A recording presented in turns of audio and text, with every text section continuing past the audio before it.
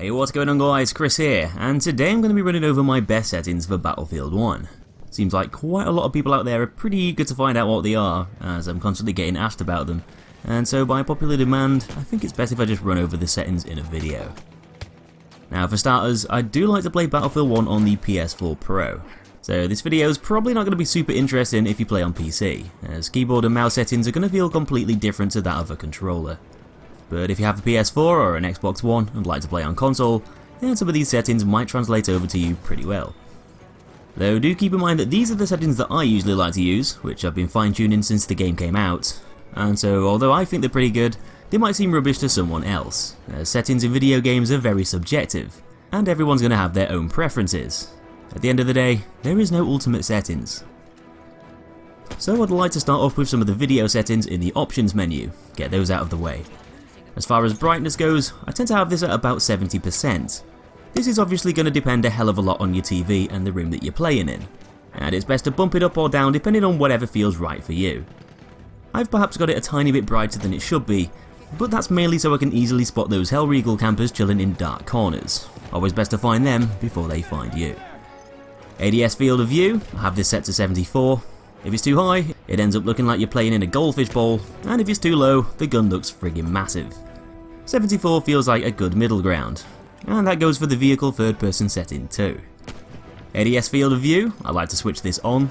All that basically means is that when you aim down sights, the field of view you just selected is going to match up correctly, and I find that having this on gives me the best results. Motion blur is set down to 0% because I don't see any tactical advantage to making the screen blurry, to be honest. Weapon DOF is also turned off, which basically prevents the gun from looking blurry when you're aiming down sights, which some people might prefer, but I like to have it off. And also I have colorblind off too, because I'm not colorblind. Now I'm going to skip over the audio settings, because they're not really going to affect anything very much, and I'm going to head straight over to the gameplay settings. So I like to keep most of the things on here by default: HUD on, player created content show, chat log when active, though I do tend to hide the inventory, as it gets a bit annoying popping up at the bottom of the screen every couple of seconds. Crosshair visibility is set to 100%, with the colour being white, pretty standard, and for the same reason as the inventory, I also like to hide the kill log, as I'm not really that bothered about seeing who's killed who in the top corner. To me, that's just another distraction. Awards, vehicle stat info and critical messages are set to show, and share usage data set to yes. As for the hit indicator, the hit colour is white, I've changed the headshot colour to yellow, and the kill colour is kept at red, at 100% visibility, and damage base shape set to yes. I found that these settings give me a pretty good indication as to the kind of damage I'm dealing, and I think the colours are pretty basic and easy to see, nothing too fancy, though you can change them to something else, if you prefer to have a bit more of a colourful experience, I guess. Over to the minimap settings.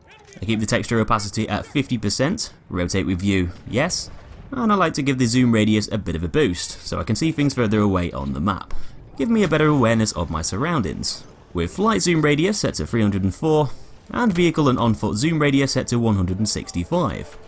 And I've also gone ahead and bumped the size of the minimap up a bit too, up to 130%. Though some of the gameplay in the background might not show these minimap settings, as I've only recently changed it, so there you go. Now under this, you'll find all the icon opacity settings, and I've just got all these set to default, as I've found them all to be pretty fine as they are. You'll find a very important feature which lets you turn down the camera shake. 30% is the lowest it'll go, and honestly, you're going to want to go for that, as the camera shake is just going to put your aim off with the trade-off of making it feel a bit more cinematic. And in an online competitive shooter, it's always best to optimize gameplay before anything else. And so turning it down to 30% is going to help you out a lot, making those explosions and grenades a bit less annoying. Auto lean and auto peek are both set to no, as this can also be pretty annoying if you want to aim at someone whilst you're near some cover, and the camera just decides to lean over to somewhere else. Parachute auto deploy set to no. Context based order giving definitely set to yes, as this lets you dish out some squad orders if you're the leader, to gain some of those extra points. Plane chase camera roll is also set to yes. And aim assist auto rotation and slowdown are both usually set to yes too, though quite a lot of the time I do like to turn auto rotation assist off, as it can sometimes get in the way a bit. But generally most console users are going to have both of these settings turned on, as it just provides a slight assist and slows your aiming movements down a bit, allowing you to make those small adjustments to your aim a little easier. Though I should point out that this isn't going to do all the work for you, as you're still going to need to leave moving targets and compensate for the gun's recoil and trajectory of each bullet. Plus they're also not going to affect your long range scopes, along with some of the mid-range optics like the telescopic sight too, so just keep this in mind. The hint systems and performance indicators I like to have off, apart from the reload hint, which just reminds you that you're low on ammo. And that's just about it for the gameplay settings. As for the controls, which I'm guessing is the most important one for a lot of people, vibration is turned off, as it's just another distraction which isn't really going to help me out very much. The less distractions, the better. Now this is an interesting one. Invert vertical look sets are on. Yep, I'm one of those guys who inverts the Y-axis. This is obviously going to depend heavily on your own style of gameplay, but from playing loads of shooters back in the day on the PS2, up looks down and down looks up. Not sure why I do this, but it just feels right for me. Funnily enough though, I don't invert the flight settings, but you might want to if that feels right for you. Now here's a big one. Soldier stick and vehicle sensitivities are both set to 45%. In case you're wondering what that is, it's basically the hipfire and camera pan when you're moving around. And although I do like to tweak these settings sometimes, I always end up reverting back to around about 45%, as it just feels pretty good for me there. Though you might want to play around with these settings to see what's best for you. Soldier zoom sensitivity is set to 67%, again, another subjective setting, as I like to tweak this around a bit every now and then. Though 67% is a pretty safe option, which I'll usually have it set to.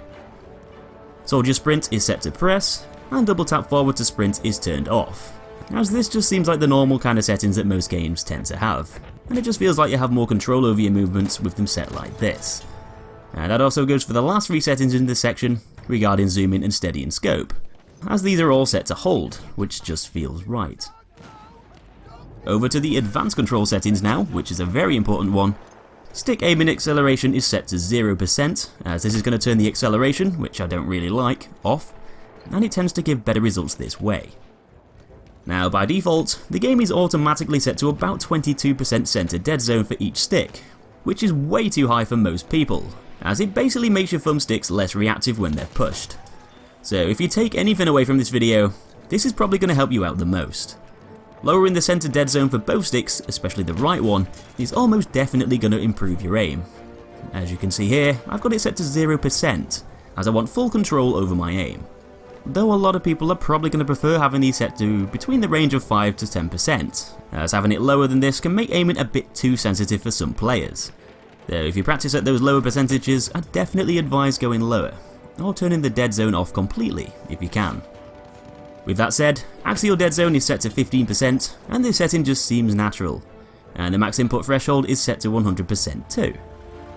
Controller L2 and R2 thresholds are both set to 5%, this is just going to make those back buttons a bit more sensitive, and as far as the soldier zoom and vehicle sensitivities go, it's best to just keep them all at 100%.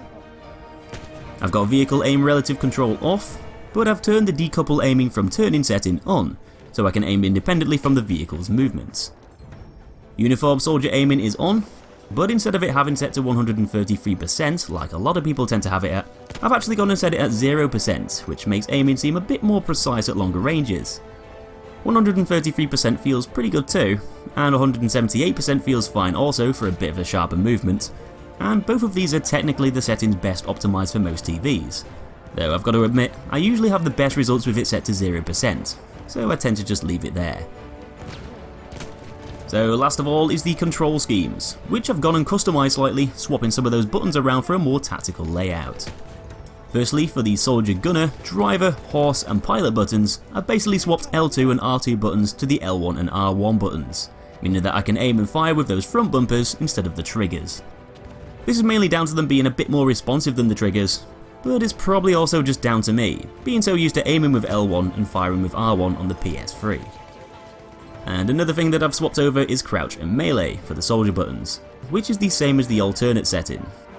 This is going to let you drop to the floor a lot quicker using R3, and allow you to go prone and duck behind cover easier.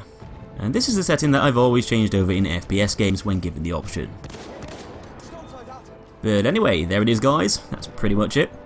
These are the sort of settings that I've been using on Battlefield 1 for a bit of a while, but it's better to know that what works for me might not work for you. But at least you can fiddle around with them and see what does. Let me know down in the comments what kind of settings you like to use, and subscribe for loads of other Battlefield 1 videos coming soon. Thanks for watching, and I'll see you in the next episode.